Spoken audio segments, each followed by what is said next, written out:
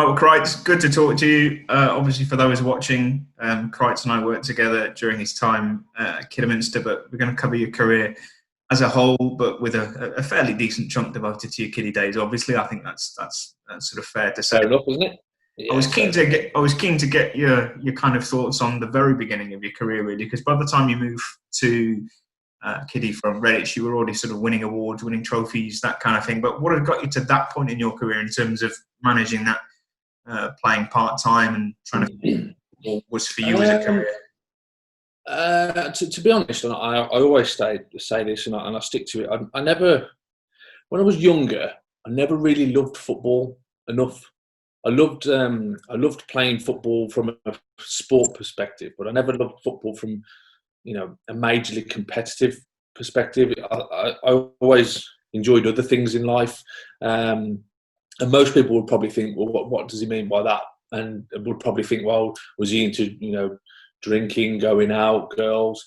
And I wasn't really. I was just into friendships with people and enjoying family time and things like that. Whereas now I know, and I was absolutely right, that when you do go into full-time football, it does take over your life, and it dictates everything that you do.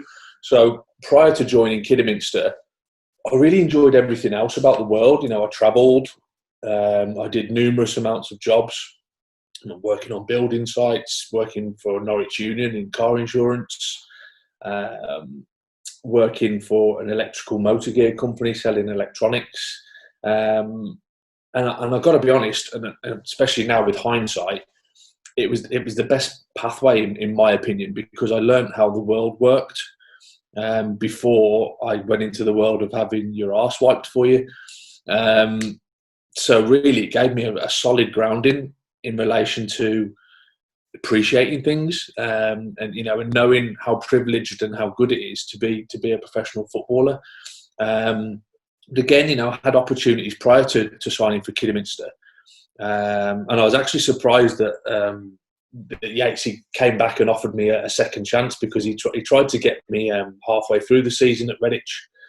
And I was loyal to Gaz at the time and stayed at Redditch because we had a big fight on our hands to survive. I could have gone at Christmas through breach of contract on their part, but I stuck it out, and I refused the offer. And I guess that's a part of my footballing career was sometimes I was too loyal, and I showed too much loyalty to people. And if I wanted to go higher up the ladder, maybe I could have if I'd have listened to a few people that said, would you talk to us, or would you come and have a chat with us? Most of the times I just refused out of loyalty for the people that I was working for. Be that Rob and Larry, again, be that Gary, Rob Smith and Larry Chambers, when I was playing for them, be that Gary Wild, be that Yatesy as well when I was at Kiddie. So, loyalty played a big part in my career, and I'm glad it did, because I have no regrets whatsoever. But if I wanted to go higher up the ladder, I would have probably had to do what people do now, and agents in the game, and putting your name out here, there, and everywhere to move on up the ladder. I didn't do that. When I joined Kidderminster as a professional, I just thoroughly loved football. I was fully into football, then I threw myself into it, and I just enjoyed where I was, and because I'd lived in the real world and I'd worked 9 to 5 jobs, and I knew how hard it was on the other side. When I was at Kidderminster, it was amazing. I felt a massive privilege to be, being paid to kick a ball around and do something that I always enjoyed doing, but now I loved it because I was getting paid for it as well. So it was just a double bonus. So probably that was one of the reasons why I didn't always jump at the opportunities when people tell you that someone's sniffing around you or somebody fancies signing you. I didn't always jump at those opportunities because I was really happy. So what made you go for the transition in the end into the full-time game? Because like you say, you were, for the want of a better phrase, a big fish, obviously, at Redditch. You're a main man there. Moving to Kiddie, Mark Yates assembling his first a team for his first full season in charge. There were plenty of unknowns there for you coming to the full-time game. So what was apart from full-time, what swayed it for you? So going back to what I said, I'd had numerous jobs. At the time, I was working on a building site and playing part-time. And I was, don't get me wrong, I won't lie, I was earning decent money to do the both. And it was a less pressurised environment. But I remember sitting down, and it was when Neil Howarth contacted me again in the summer, and he said, "Look, Crichton, this is just like, I'm trying to help you here. It's going to be your last chance." And I think I'd have been 23 then, I think. So we was probably right. I was going beyond the point of maybe getting that opportunity. And I remember sitting down with my mum and my dad. And I'm sure I know you've met my mum and my dad before. And I'm not sure whether you remember like my dad's sort of like temperament and mentality, but he was just like, "Listen, son, you can always go back to being a builder. He said, are you going to regret it if you don't even at least try?" And then that's when, that's what your parents are for, right? You look to them for an example, and you use their guidance and their advice. And I took it. I took my dad's advice, and I took a pay cut from doing what I was doing with both jobs, and signed for Kiddie. And that was genuinely the reason why it happened.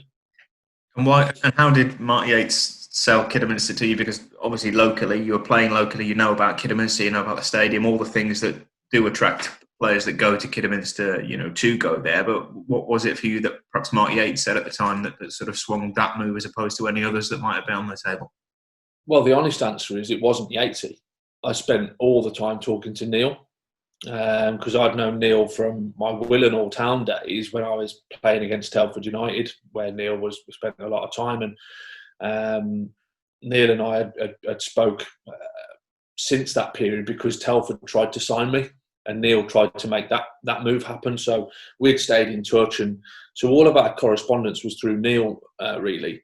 And I also remember when I signed, the gaffer was on holiday. Yatesy was away on holiday. So again, even me coming to sign him was done through Neil.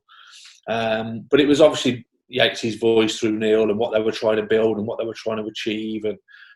And he sold it on the opportunity. And Neil was really good with me, right from when I first met him, again, going back to Telford. He saw something in me and he said, "Look, you've got a chance. I want to give you that opportunity to go on and be better." And Neil always banged that drum with me. He said, "You shouldn't be playing at that level. You shouldn't be playing there. You shouldn't be playing there. Come here with me. I'll take you under my wing." And in all fairness to him and Yatesy, they did. They did exactly that. And I'll be forever grateful for the pair of them for giving me my opportunity. Very, very competitive division, what is now the National League back then, and we probably only really flirted with the playoffs rather than making a serious sort of case for it. But that first season, obviously first full season for you, will be known as the Wembley season. You've got the shirt there in the background.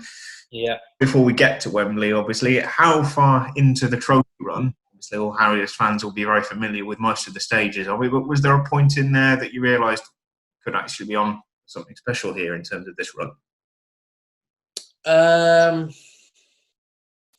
I think the point of realisation for me, because that first season as a professional for me was a complete blur. Because I was just, it was like a rabbit in headlights. Everything was happening that I'd never seen before. So again, I just remember playing a lot of games that season. I think I played in every minute of every game that season. I think it was something like 57 games in total. So it was just thick and fast. Saturday, Tuesday. So it doesn't have. I didn't really have opportunities, and I've never really been one of those sort of people to look ahead and go, "Oh, what could happen here?" Or just sort of like put my shirt on and played the game, and then whatever comes off the back of that comes off the back of it. But I remember us beating Northwich at home, in the first leg of the semi-final, and thinking, actually, I might play at Wembley. Because at the time as well, it wasn't nailed on that the final was going to be at the new Wembley. Because there was talk of Coventry and all those other types of venues. Yeah, I think there was a delay with obviously the facility being ready. So Wembley wasn't being bandied around that much, but there was a little thing in the back of my head after that game. I thought, ooh, I think we were 2-0 up, weren't we, after the first leg? And I just thought, ooh, that'd be nice, wouldn't it? Just to, to crown the season with a little trip to Wembley. But then obviously you've got to say as well, in regards to the second leg at Northwich, your sort of honest opinion, because whether you're there as a fan, whether you're there working the game, there's no perspective that's greater than the guys on the pitch on the day, right? And what was it like for you, 2-0 up, going to Northwich? You've got 1,000 Kiddie fans there singing "We're going to Wembley" before the game's even kicked off. Did you sense that could potentially come back to bite? Because it very nearly did, didn't it? No, it did. Yeah, I mean, the first 15 minutes, I mean, we were on our arse, weren't we? A couple of errors, and I think who played in goal that day? I think Steve Taylor was. Steve Taylor was in goal. That was it. And he got lobbed. He came out and cleared it, and he got lobbed, and I think that brought him back into the game. But yeah, it was suddenly that bubble had burst, and it was like, oh my God, have we thrown this away?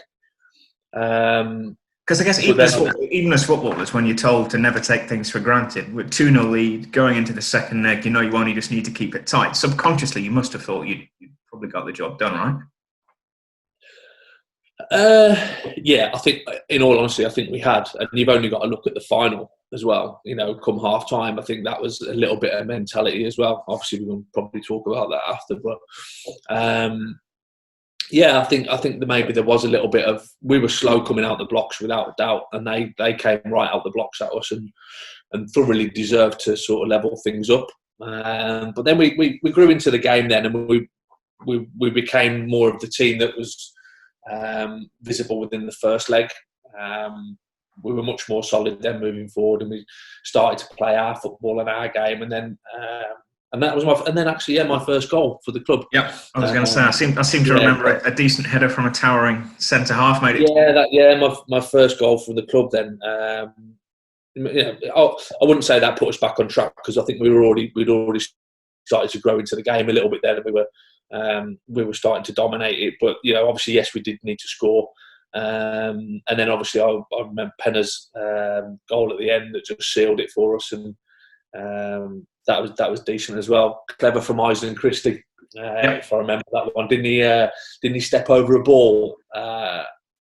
He had an incredible knack for showing incredible skill at a moment where there's sort of mass panic around him, really, and really laid up. Yeah, major intelligence. Yeah.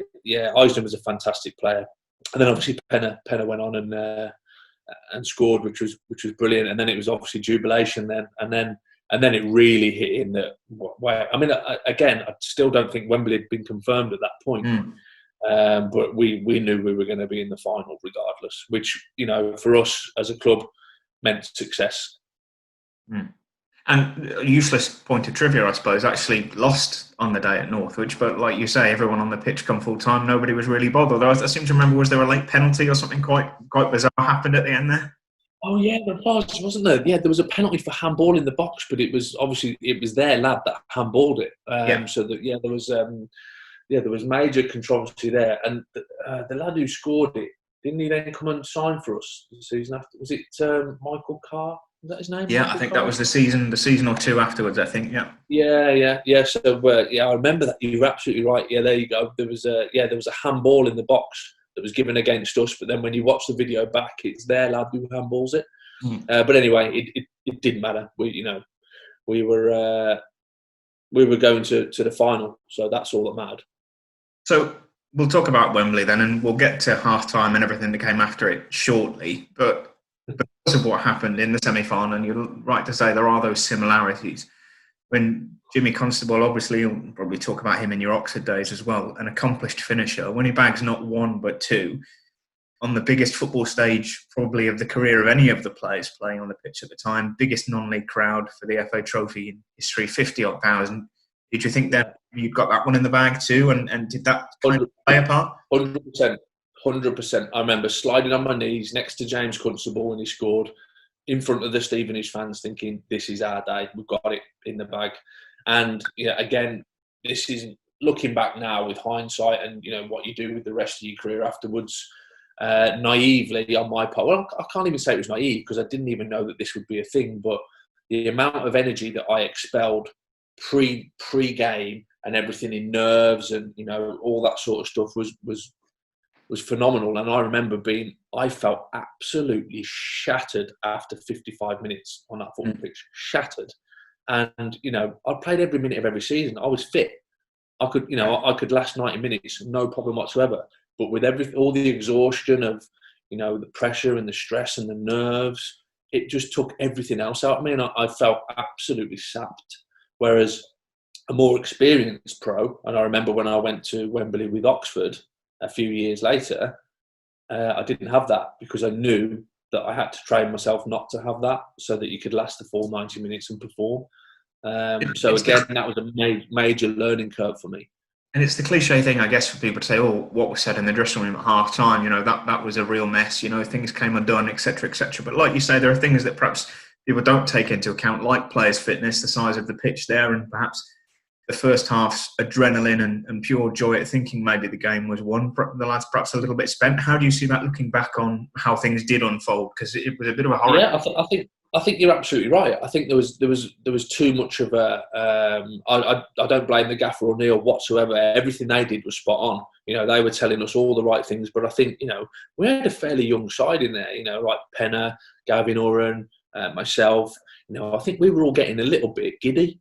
That actually we're going to win this game in front of these thousands and thousands of people, and we took our eye off the prize a little bit, completely unintentionally. I just think we couldn't help but feel like we've done it, and we hadn't. We absolutely hadn't. And Stevenage rightly came out second half and gave us a tatering. And that's football. Yeah, and like you talked about the Stevenage squad, vastly experienced Stevenage squad on the day, vastly experienced manager, neither of which Kiddy had on the day, obviously. Mark Yates still 18 months into the job. You said many of the players still new to that level of football, and as you rightly say, for 45 minutes got taught a very painful lesson, didn't we? Absolutely. So Stevenage had one hell of a team back then. Morrison to this day is still the best centre forward I've played against because he had pretty much everything, Steve Morrison. And look at how he's gone on with his career and done fantastic. But yeah, it was a painful lesson that we got taught in the second half. But again, a lesson that I'm grateful for because it just shows don't take things for granted. Until you've got something over the line, make sure you get the job done and then celebrate. And there was a closed season. Obviously, a reasonable amount of money was spent on assembling the next season squad. On the back of the hype from Wembley and all of the feel-good factor there, despite the result, there was a great deal of sort of excitement going into the next season. And I guess we only need to sort of mention the team St Albans, and I guess without referencing again first half at Northwich and again the final at Wembley, was it just one of those things where on the day maybe excitement got the better of not only probably some of the players, but maybe the town and the fan base very excited about what this new team were going to do as well for the season, coming up against as well a team coming up from the lower division. A lot of those people, maybe expecting it to be a bit of a cakewalk. Everyone falls into that trap every now and again, don't they? Yeah, I would say more so than every now and then. It happens a lot. And I think, naturally we had built the expectations up of the town, of the fan base and of ourselves. But one thing I've always said is first game of the season is always the worst game to play. It's horrific. The standard is always piss poor. It's like a hot potato. Nobody wants to make mistakes. It's generally always baking hot as well.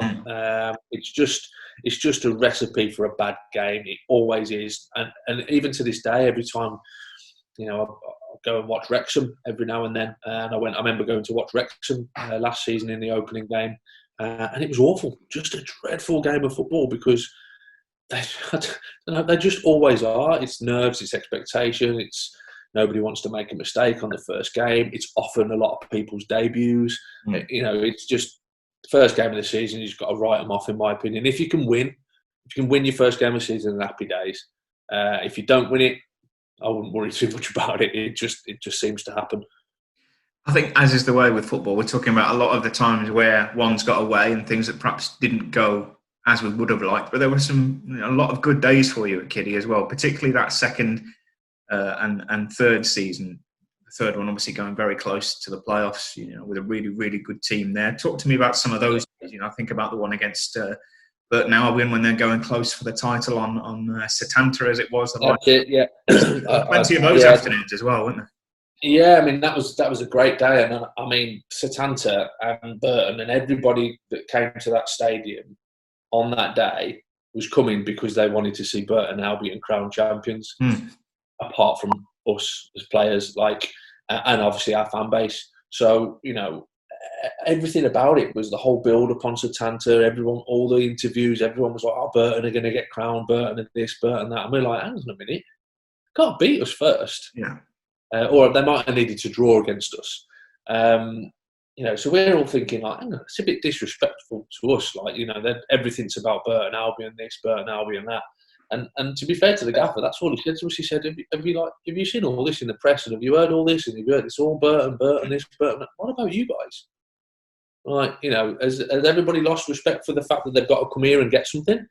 So we said, under no circumstances do they come to our garden and win anything. Yeah. So we just went out there with that mentality to say, yeah, do you know what? You ain't winning it today. You ain't coming here and trying to embarrass us and disrespect us. So that performance was phenomenal. We absolutely battered them.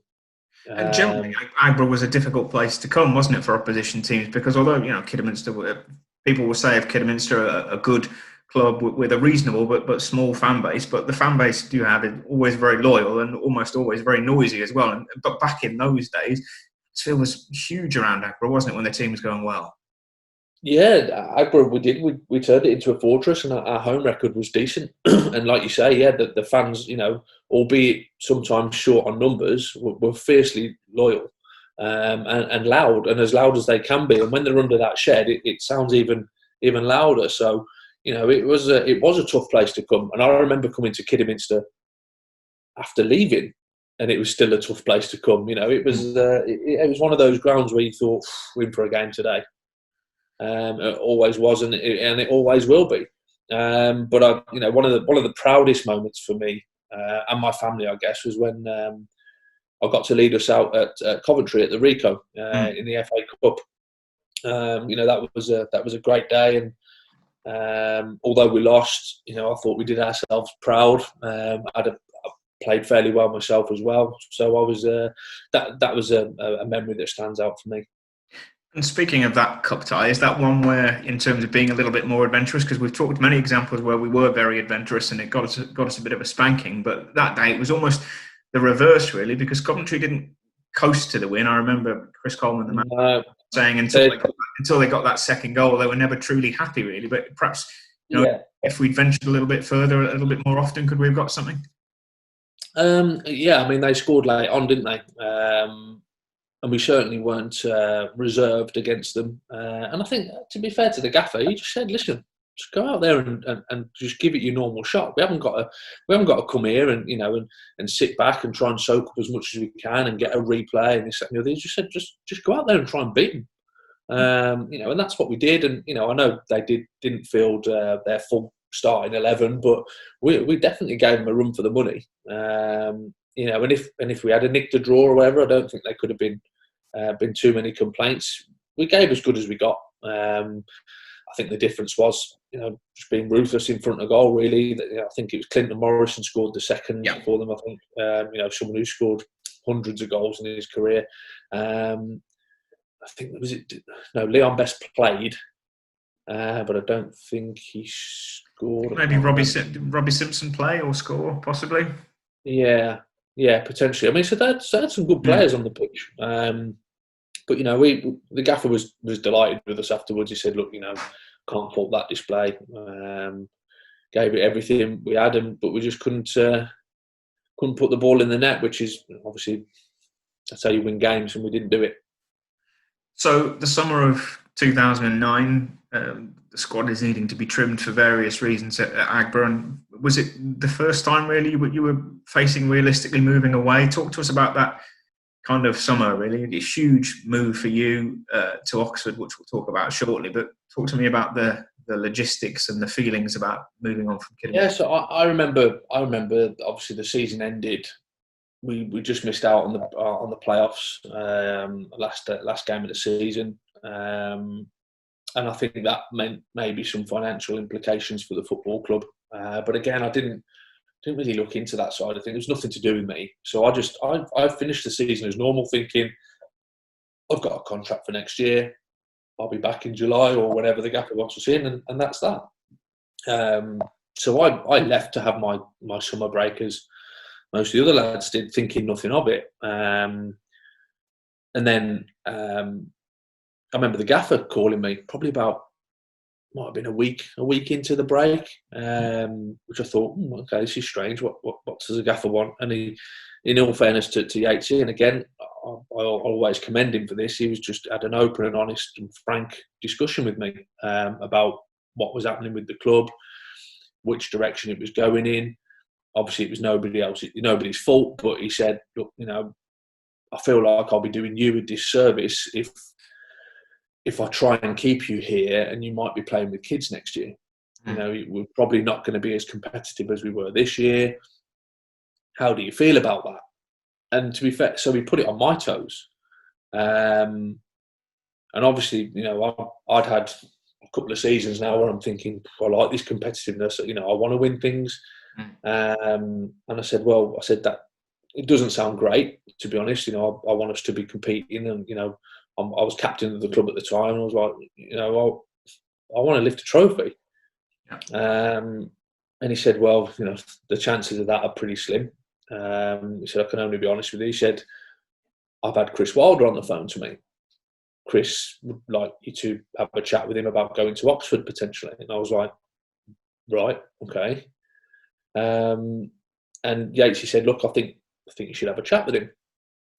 So I agreed. I said, obviously, I appreciate your honesty, and I'm glad I'd never go behind your back. But if that's what you're saying, I'll speak to him and see what they're saying. So obviously, then the gaffer puts the phone down. Next thing, Bino phones me, James Constable, and he's like, Chris Wilder's been on to me, but he really wants you to come to Oxford. And then James then sold me the whole club in one phone conversation, because he'd obviously been there the previous season. We'd had time at Kiddie with James, so James and I were quite close friends. So, and you trust your friends in the game. So by the time I'd finished the phone call with James, Chris Wilder didn't need to say anything to me, because James had sold the club to me anyway. But then obviously spoke to Chris, liked what I heard from Chris. Chris was singing off the hymn sheet that I wanted to be on. He wanted to win things, and he was telling me about the people that he was looking to bring in, and I'm thinking, Jesus Christ, like, that's going to be a good team. That'll be decent to play in there. And I remember thinking at the time, his logic was very, very clever. He was cherry picking the better players from all of the competitors around Oxford. Yeah. So, he was picking the better players from Stevenage and so on and so forth, so that he was going to strengthen Oxford and weaken all the other competition, which I thought was, a smart way to do it. And obviously Oxford, being the club it is, was a big pull for people.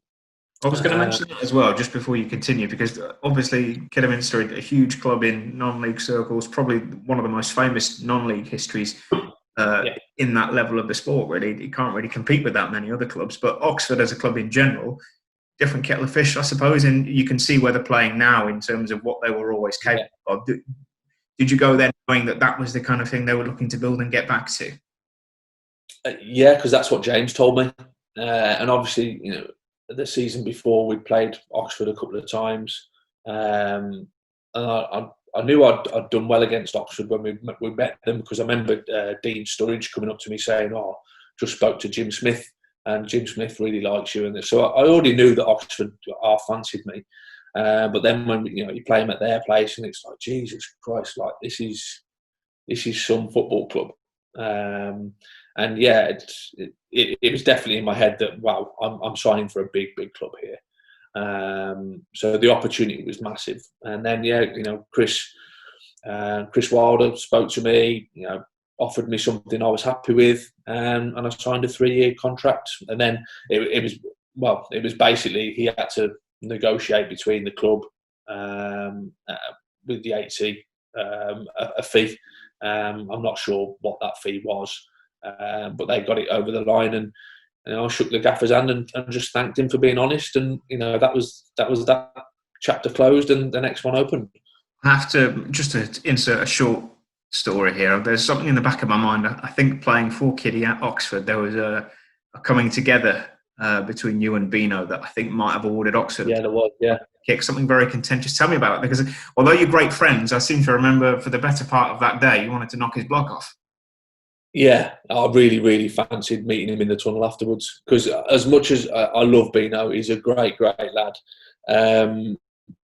But when he's on the pitch and he's not on your team, he's an arsehole. To put it's making a very good centre forward, I suppose, right? And absolutely, he's just a pain in the arse. He's throwing elbows around and this, that, and the other. And when you do it to him, he's in the referee's ear and he's moaning and he's moaning. And I remember, I don't know whether it was somebody else. I'd gone into a tackle and I'd hit somebody hard in a tackle. And then he was, I think the ref might have been Amy Rayner, I'm not sure. But he was straight up to the ref saying, "That's a red card." And I'm looking at him thinking, "You're meant to be my pal. And you're telling a referee to send me off." And suddenly I'm like, the red mist comes down. I'm thinking, right, I'm gonna smash you. Next time I get a chance, I'm gonna smash you. I didn't get a chance. But yeah, I was furious. So I just thought, why are you asking for me to be sent off? So yeah, it just shows that, when you're on that pitch in that 90 minutes, regardless of friendships, loyalty goes out the window. And Bino's fiercely competitive, and he just wanted to win the game, and obviously so did I, and that's why I got so upset about it. I must confess, my Oxford United history isn't as sharp as my Kidderminster history, but I seem to remember either on your debut or very, very early in your Oxford career, there was a goal sort of right towards the very end of a game. There's an iconic photo, I think, of you in the stands at Oxford, all the fans going up. So from your point of view, very early, it was evident it was a good move for you? Yeah, it was. The whole pre-season was great. I had a really good pre-season. I felt fitter than I'd ever been. And then, yes, opening game of the season was against York at home. So we had pretty much a full house. I think it was 7,000 there. On the day, we performed badly. On my debut, me personally, I was poor as well. Michael Rankin and Richard Brodie give us a bit of a run around. But yeah, 93rd minute, up pops Crichton in the box and side foots one into the bottom corner, and we went from 1-0 down in the, I think something like the 85th minute to winning the game 2-1 because Matt Green had scored moments before. So it was from despair to elation within the space of sort of 10 minutes, and then that sort of set the tone for the season. Then from that point onwards, we were on our way up, and we were decent. We were good that season. We had a little blip over Christmas, but after that, we were well worthy of promotion. And I seem to remember that first season there for you as well. There were some titanic tussles with Luton Town, not just on the pitch but off the pitch as well. I recall a game at the Kassam before which there was a lot of talk, I think maybe from the Luton manager at the time, talking about how Luton were destined to finish above Oxford, and that so much was a certainty. Probably got the better of them that day, I seem to remember. Correct me if I'm wrong. Yeah, we did. It was on a Tuesday night under the lights, which is, I always loved the Tuesday night games. It was full house. There was animosity everywhere. There was bad tackles. There was everything. But I think we won 2-0. And I remember Jamie Cook scoring an absolute worldie. And then, the rivalry between Oxford and Luton was huge, and it was stoked by the manager at the time. And I think he was sacked not long after that game. So we played our part in bringing him back down to ground, I guess. And I remember you saying at the time that you spoke to your mum, I think it was, after that game, and said, apart from Wembley in front of 50,000 people, that's the biggest and most amazing atmosphere I've ever played in front of. And that sort of set for Oxford, really, because the fan base there, as we talked about, was huge, and those days kept coming in the end, didn't they? Yeah, that night was, like I say, it was a full house, and it helped that obviously Luton came and they filled their section as well. But the noise levels were just unbelievable. That was like another eye-opener moment for me. You know, rabbit in the headlights again, going, Jesus Christ! Like, I knew it was a big club, but didn't know it anywhere near the size of, you know, the fan base and how passionate and how loyal their fans are as well. And then, yeah, like you say, from that moment onwards, you know, we were taking 3,000 to away games. It was phenomenal. We were literally taking over the place. Just great memories of, you know, of being backed by an absolute army. And it makes a huge difference. It does help. Yeah, I'd be keen to get your thoughts on the fact that, much like Luton Town, Oxford had a number of managers and a number of squads who tried to get them from what is now the National League back into the Football League. You're part of the Oxford squad that did manage that. What was that like as an achievement? It was massive. And something I found out recently on the 10-year anniversary of us getting that promotion was that if we hadn't been promoted, then the club was in trouble. So we didn't know that as players. So it just makes it even sweeter that we can turn around and say, look, you know, we did our part to help the survival of the football club, because apparently it was do or bust, really. But in all fairness to Chris Wilder, he recruited really well. He managed us really well. He got the best out of his players.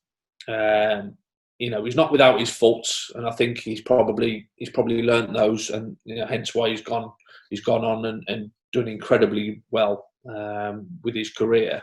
But the sense of achievement to get out of that league, especially, you know, a club that we knew that Oxford were desperate to get out. They were too big for the conference, as have been, like you say, many teams over the years. But to finally do it and achieve it, and, you know, everyone you speak to who's an Oxford fan who remembers you is like, you know, you're a legend. And, you know, in my eyes, no, I'm not. But in your eyes, just because you got them out of that league, you are. So, you know, legend's a word that gets thrown around quite easily these days. But in their eyes, you know, we are, because we did save them from the National League or the conference. Bittersweet for you that you never got the opportunity, or just didn't. You know, you weren't able to kick on and play more games in the Football League for Oxford for whatever reason. Yeah, I think in my eyes, I didn't really get the opportunity.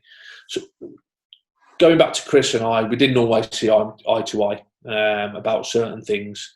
I don't need to go into that, but, you know, I found myself, you know, on the bench, you know, most weeks, and, you know, at that stage in my career, I think I would have been, what was I, 29, 30. You know, I'm thinking, I don't want to be sat on the bench. You know, I want to be playing. And I had 18 months left on my contract, and I just had an open chat and said, look, you know, I want to go out and get some football. Is there an opportunity to go out on loan? So I did. Went out on loan to Wrexham. Dean Saunders wanted to take me up to there. So went and played some games for Wrexham, started enjoying football again. Then Dean wanted to make the transfer permanent. So obviously then negotiations opened up between Dean and Oxford. Chris said he was happy for that to happen. I just walked away from my contract at Oxford, because at the end of the day, and I'll always state this, the money in football to me wasn't the thing. It was more happiness. Going back to what I said earlier about being happy at Kidderminster and just enjoying what I was doing. In the end, at Oxford, I wasn't enjoying it, so I knew I had to escape it. And, you know, I shook hands and walked away, and, you know, signed for Wrexham, and again started enjoying my football again, because that's what I chased. I chased enjoyment, not money. And if one thing that does attract a player is good facilities, good stadiums, and big fan bases, you know, if the Oxford fan base was passionate, then to say the Wrexham fan base were equally so would be an understatement, would you say? Yeah, no, absolutely. I was blessed, really, to play for the clubs I did. You know, Kidderminster, Oxford, and Wrexham all had a really, really great fan base, all passionate about their club. You know, the Wrexham fans were very, very similar to the Oxford fans. Again, you know, away games, they would take a huge amount of people, and, you would often take over the home ground, and it feel like that you were the home side. So yeah, again, Wrexham, a massive club, still unfortunately stuck in the National League. Don't deserve to be there. It is it's a catch-22. It is an ex-football league club. It's a huge club, but at the moment, they probably do deserve to be there, because at the end of the day, they haven't got out. There's been opportunities to, and they haven't quite managed to do it. We all hope that can change and they turn a corner, but I don't know. I think things with the current climate now is going to affect budget for next season. So it's, again, it's really hard. And I can imagine that at the moment for managers, it's going to be super difficult in order to build any sort of squad, because there's so much uncertainty out there. How do you prepare for next season? It's I wouldn't like to be in the game now, that's for sure. No, and we've kind of, I guess, only touched on your time at Wrexham, really. But was there a realisation, obviously a couple of long-term injuries?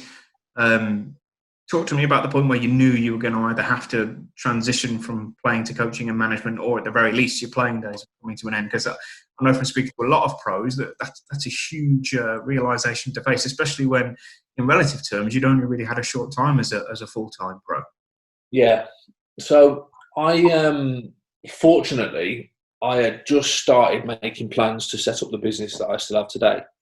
So I'd started putting those plans into action over the summer. I think it was about 3 or 4 games into the season. I got my injury away at Ebbsfleet. I knew at the time it was a bad injury. Lo and behold, ACL gone, MCL gone, microfracture. There was, the surgeon pretty much said there's a bomb gone off in your knee. He said, I'll do my best to fix it, but just so you know, it's bad. So I was like, yeah, okay, fair enough. But obviously, I still had it in my head that I'd set up this business, and I'd already, because I'd had my grounding prior to football, I'd already started thinking about what do I do after football, because most pros, let's be honest, they do leave it too late to start thinking of life after football. Fortunately, I didn't. So I set up the business. So it allowed me to have that mental space of, okay, well, I can't play football at the minute, but what I can do is I can throw some energy into the business. And that's what I did. And also at the time, so the injury happened in August, and my father passed away in the December as well. So kind of look on things as fate, really. If I hadn't have had that injury at the time, I wouldn't have been able to spend the last sort of 5 or 6 weeks at my father's side. So it was all a blessing in disguise, really. Andy Morell and the football club were fantastic in saying, right, just forget your rehab, just get back down to Birmingham, be with your family. So that was really nice. But then he passed away on Boxing Day on the 26th of December, and then it was straight back up to work for me. I got straight back into things, tried to get fit, and I did do that. I got fit quite a few times after I kept picking up hamstring injuries, but I worked really hard every day in the gym, running, doing everything I could to get back. But there seemed to be a pattern that every time I got fit again, and I would join in training, full training with the first team for 2 weeks. I'd go out there and I'd play my first game, and within 20 minutes I'd pull my hamstring. So that happened 3 or 4 times. So that was getting demoralising. Because I felt, I just kept feeling like, I've never worked this hard in my life to get fit. And then within 20 minutes, and you feel like I'm training fully with the squad, nothing's happening, I'm not pulling any hamstrings, but like within sort of 20, 25 minutes of a competitive game, it was gone. So it was just like that little bit extra was too much. And I think it came down to the fact that the mechanics of my knee had changed so much, so I was running slightly differently, and hence why I was constantly pulling the same muscle. So I remember it happened. It was an FA Trophy game. I can't remember who we were playing, but it was at home at Wrexham. And again, same thing. First game back, within 20 minutes, ding, hamstring goes again. I remember taking my boots off down the tunnel, throwing them in the bin, and that was it. In my head, I weren't ever coming back out of that tunnel again. Did it help in a perverse way that you had that decisive, definitive moment and that you weren't left chasing another potential return from injury and another comeback? You had made a clean break, decided that's it now, that's me done. Yeah, Did that help you mentally? definitely. 100%. I would hate to retire from football on the basis of just going, oh, okay, I've had enough now. So if my body could have still done it, but I made a decision to go, all right, okay, I'm not doing it anymore, that would have been torture. But Mother Nature made the decision for me that, okay, you're not doing this anymore. And it was the realisation of, growing up with the kids by my side, thinking, okay, well, I still want to be able to at least run around the garden and kick a ball with my lad. But if I carry on and I keep trying to do these things, am I just going to affect it even more so? And, am I going to need a knee replacement then? And then I'm not going to be able to do anything. And you start thinking of, okay, well, it's not great, but there's life after football. And there absolutely is. 100% there's life after football. And without getting obviously too personal, although from obviously our conversations and the time we've spent together, we've shared many a coach journey, all that type of thing. And when you kind of thought, well, I'm done with football altogether, really, the game's gone, it's not for me anymore, I don't want any part of it. Was that because your stints in management and coaching perhaps didn't go as you would have liked, or was it ingredient of a lot of things, really? What sort of played into creating that mindset? Yeah, I think I really enjoyed my early part of coaching. I did all my coaching licenses through the Welsh FA, which were incredible. I thoroughly endorse them for anybody who's thinking of going through their licenses to at least speak to them.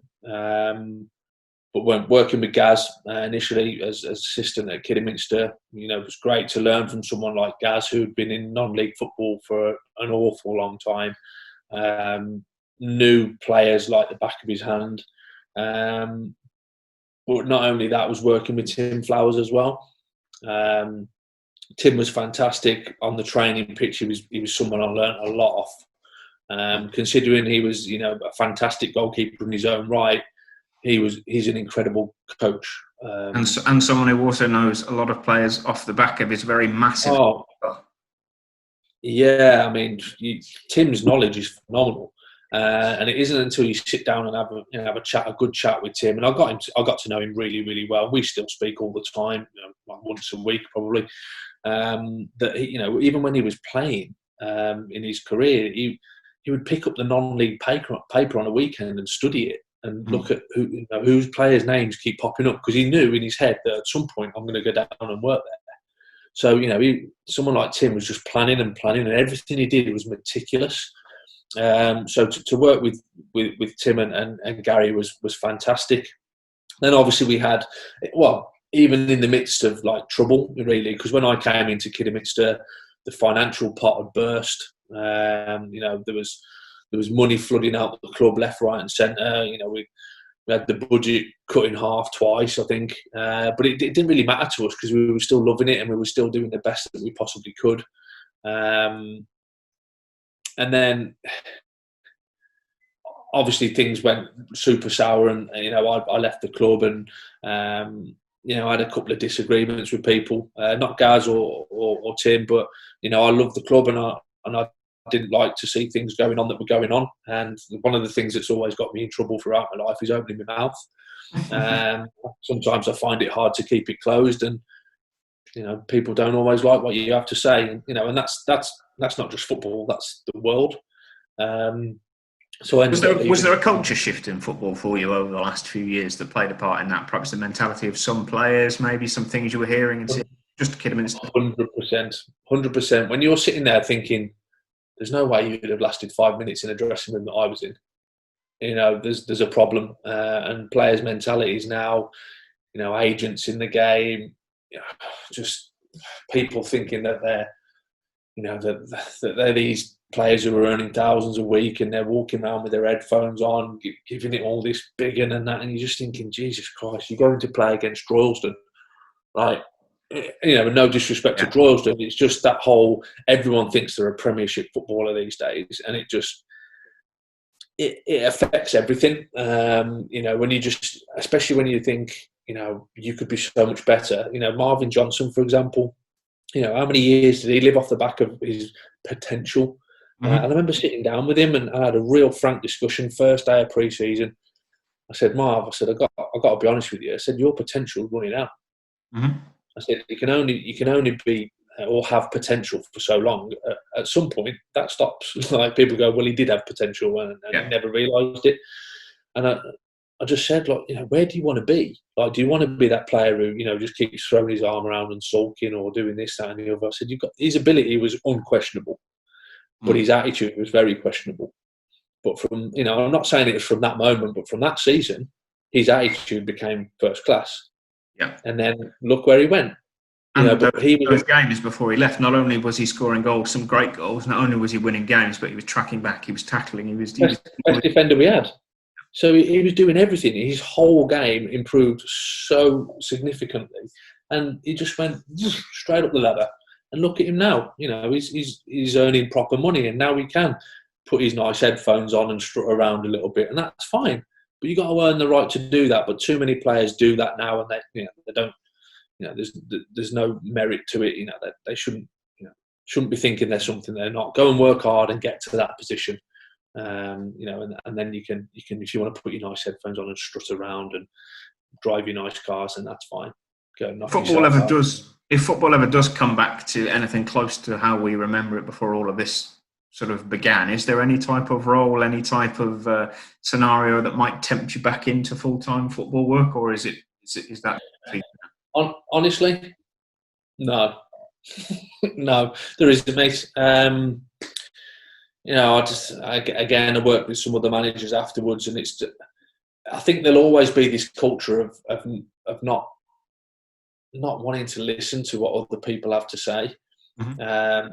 There's always not everywhere, but I think there's a lot of people still in the game that just think, well, I've done it my way for so many years, I'm not changing anything. It's worked. Well, actually, it hasn't worked. If you look at your results and the stats, and then you start talking about modern methods and things like that, you've never done those. So if you've never tried them, how do you know it doesn't work? Just because you've done something all the way through your career as a player or a manager, football evolves and it changes, and you have to be adaptable. And there's a lot of people out there that don't want to adapt. And that's fine. I've got no problem with that. At some point they'll get found out, and they'll be out of football. That's the nature of the beast. But for me now, football, my love of football lies in the fact that I sit on the sofa, or we go to Anfield and watch football with my lad. I don't know how he's a Liverpool fan. I can't explain where that's come from, but he's been a Liverpool fan now for 2 or 3 years, and I took him to watch his first game last year when they beat Tottenham at home. So he just loves football. So I'll sit on the sofa and we get some crisps out and we watch football together. That's it. There's no pressure associated with football anymore for me. And I've got to be honest, I thoroughly enjoy what I'm doing now as well. So it's football's still there for me. Still love it, but it's at the end of a Sky remote. Nothing else.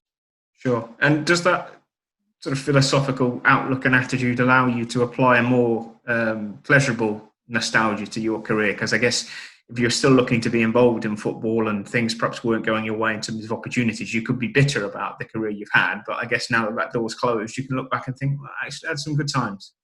Yeah, I absolutely had the best time when I was involved in football. It was brilliant. Even when I was manager, assistant manager, coach, or whatever. I still enjoyed those times. Didn't enjoy them as much, but I was still in the dressing room, still having the crack, still putting on sessions. So it was still great, but it was slowly, the energy was sapped out of me from that. But I can still look back and honestly say I loved football. I loved my time in football. But going back to what I said, there's life after football. There's more to it. I now get to have time with my family every weekend. I can pick and choose, when I want to go on holiday and things like this. So there's pros and cons to everything in life, but I'd never look back negatively on football and say, oh yeah, do you know what? It's soured it for me. Nah. Some quick fire questions then for you. Just the first thing that comes into your head. Favourite goal you've ever scored? So you were never prolific, but as a towering centre half, you netted a few. What was the best of the bunch? Favourite goal? I'll tell you what, I scored a really good header for Kiddie in the FA Cup against Dagenham away. That was probably my favourite one. Didn't get us very far, I seem to remember. No, I think we still lost, but it was still a good goal. That was your question. Your question was your favourite goal. Yes, absolutely. Absolutely. You're right.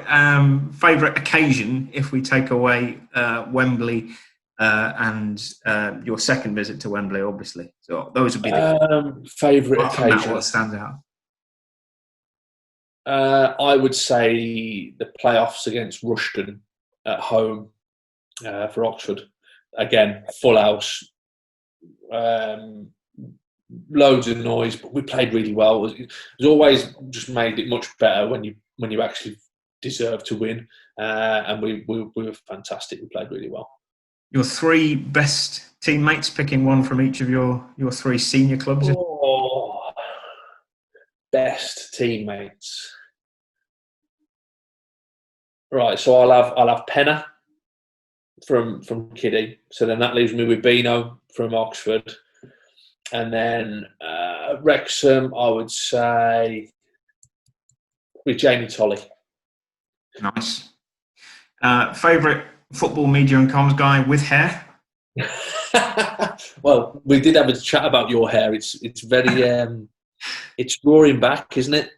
Yeah, I haven't really got many hair. I will agree to it being yourself if you do the COVID cut. You'll be the first person to know, definitely. Definitely you, mate. Definitely you. Biggest footballing regret?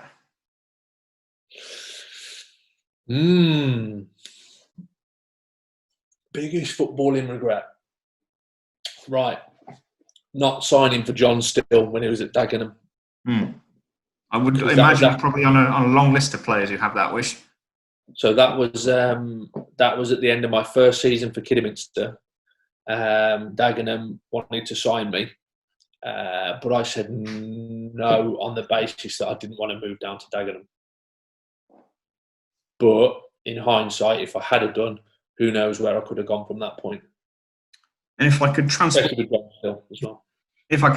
you back in time to relive one single moment in your career, whether it was the final whistle of a win or a goal or whatever it was, what would you want to relive? Oh, there's a few. Are you taking Wembley's out of it? Yeah, I think so, because I think they're fair assumptions. They're too obvious. They're too obvious, the Wembley one. So I loved the pitch invasion at Northwich away. I loved it because that was, the fans were all over you. That was incredible, especially knowing what we'd achieved as well off the back of it. Yeah.